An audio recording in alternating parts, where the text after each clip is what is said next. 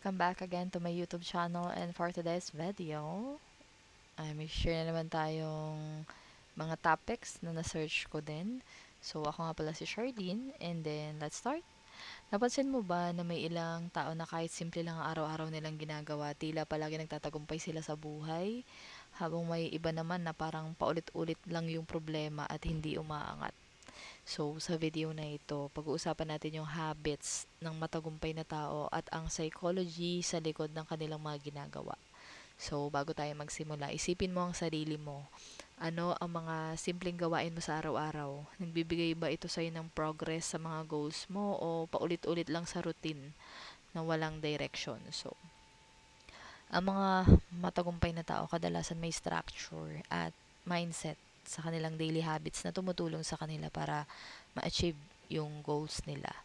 So, at hindi ito magic na pwede rin natin i-apply sa sarili natin. So, number one, dapat meron tayong morning routine at productivity.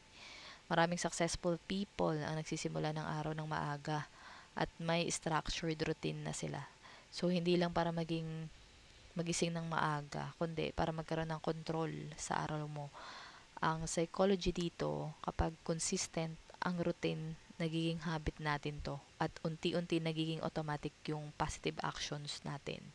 So halimbawa, morning journaling, stretching, or planning ng day. Sa simula maliit lang, pero kapag tuloy-tuloy nagkakaroon siya ng momentum at focus. So number two, continuous learning. So successful people are always learning. Nagbabasa sila, nag-i-invest sila ng skills nila at open sila sa feedback. So, psychology behind this, ang growth mindset ay nagpapalakas ng resilience at motivation. Kapag natututo ka araw-araw kahit maliit, nagiging incremental progress ito sa long-term goals natin. So, number 3, goal setting at reflection. So, isa sa habits ng successful people ay clear goal setting. So, hindi lang basta gusto ko maging matagumpay, kundi specific at measurable yung goals na yan. So, halimbawa, sinabing gusto ko matapos ang online course sa susunod na 3 buwan. Psychology, ang pagkakaroon ng specific goals ay nagtitrigger ng dopamine, nagbibigay ng reward sa brain tuwing may progress ka. Kasama rin dito yung reflection. Tuwing gabi, tinitingnan nila kung ano yung nag-work at ano yung pwede pang mag-improve. Ganon sila mag-isip, yung mga matutagumpay na tao. So, kasama rin dito ang reflection nga. So, 4, self-discipline o delayed gratification. Successful people, practical self-discipline, alam nila na hindi lahat ng instant reward ay makakatulong sa long-term success nila. So, sa psychology, ang delayed gratification ay nauugnay sa higher emotional intelligence at better decision making. So, halimbawa, nag-i-invest sa learning o business ngayon kahit hindi agad kita yung result kaysa sa paggastos agad sa luho. So, ganon sila mag-mindset.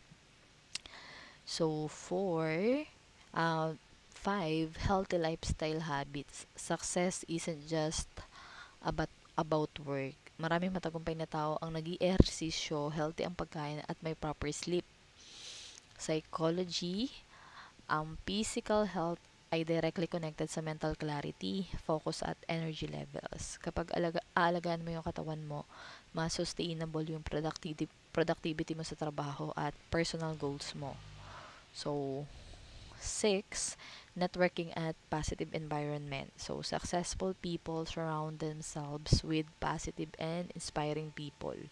So, sa psychology, ang social environment ay malaki ang epekto sa mindset natin. So, kapag napapalibutan ka ng growth-oriented at supportive na tao, mas motivated ka at mas nakakaiwas ka sa negativity.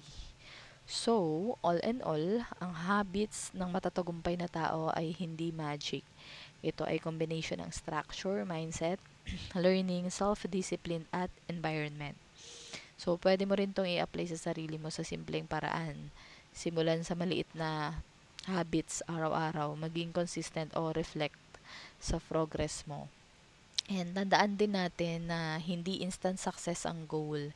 Pero kapag sinimulan mo yan ngayon, unti-unting mapapansin mo rin yung pagbabago sa buhay mo. na mas magiging productive tayo, mas magiging focus at mas resilient sa challenges natin. And that's it. Maraming salamat sa pakikinig at sana ay nakatulong ang gabay na ito para mas maintindihan natin ang psychology sa likod ng matagumpay na habits at kung paano mo rin may incorporate sa sarili mo. So, see you in the next vlog. Bye!